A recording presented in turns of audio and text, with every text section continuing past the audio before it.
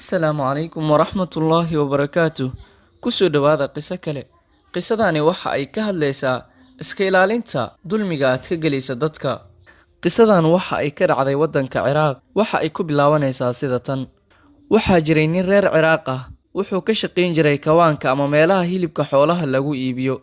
Maalin kasta waxa uu soo qali jiray dhowr xabo oo lo ah. Wuxuuna keeni jiray kawaanka, kadibna wuu iibin jiray.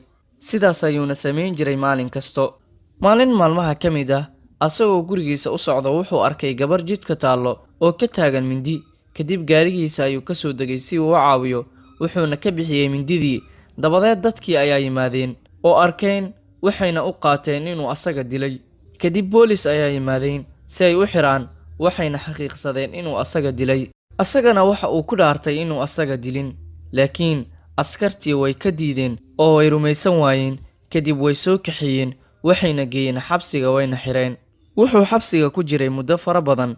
Maalinkii dambe waxaa lagu xukumay dil. Markii la soo gaaray waqtigii la dili lahaa, ciidankii ayuu wuxuu ku dhahay, waxaan doonayaa in aad hadalkayga dhagaysataan ka hor inta aanan idilin. Kadib ciidankii way u ogolaadeen, maadaama uu yahay codkiisii ugu dambeeyey.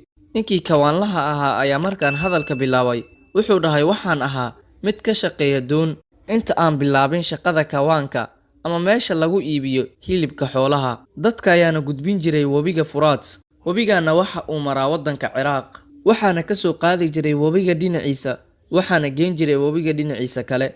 Maalin maalmaha ka mid ah markii la gaaray xilligii aan shaqayn jiray, waxaa doonta soo kortay gabar aad u qurux badan, waana ka helay. Maalin kadib waxaan aaday gabadhii gurigeeda, waana doontay si aan u guursado, laakiin way i diiday. Sanad kadib anigoo doontii wado, waxaa doonta soo kortay isla gabadhii oo wadata wiil yar oo ayada ay dhashay.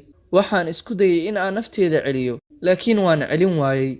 Waxaan bilaabay in aan u dhawaado, marar badan ayaana sidaa sameeyey, laakiin ayada markasta waxay ahayd mid go'aankeeda ku taagan, wayna i celinaysay markasta. Dabadeed wiilkeeda ayaa soo qabtay, waxaana madaxa u geliyay webigii, waxaana ku dhaartay anigoo u goodinayo haddii ay i yeeli weyso in aan wiilkeeda ku tuurayo webiga. Anigana waxaa iga tambatay xanaaqii. Kadib wiilkii yaraa wuxuu bilaabay in uu qayliyo asagoo oynayo. Waxyar kadib waan maqli waayay oohintii wiilkii yaraa. Waxaan dareemay inuu dhintay. Dabadeed waxaan ku tuuray webiga, waxaana raaciyay hooyadiis oo aan ayadana dilay. Kadib waan iska daayay doontii, waxaana ka shaqo bilaabay kawaanka aan hadda ka shaqeeyo. Waana kana abaalmarintii dambigii aan ka galay gabadhii maskiinta ahayd iyo wiilkeedii oo aan webiga ku tuuray. Laakiin gabadhii maskiinta ahayd ee mindida ka taagneed aniga ma dilin, eraadiya dilaaga dhabta ah. Waadna ogaan doontaan xaqiiqda maalin markay doonto ha ahaatee. Qisadeena maantana halkaas ayay ku eg tahay. waad ku mahadsan tahay daawashada muuqaalkan. Haddii aad ku cusub tahay fadlan subscribe taabo gambaleelkana riix si ay kuu soo gaaraan muuqaalada dambe. mahadsanid.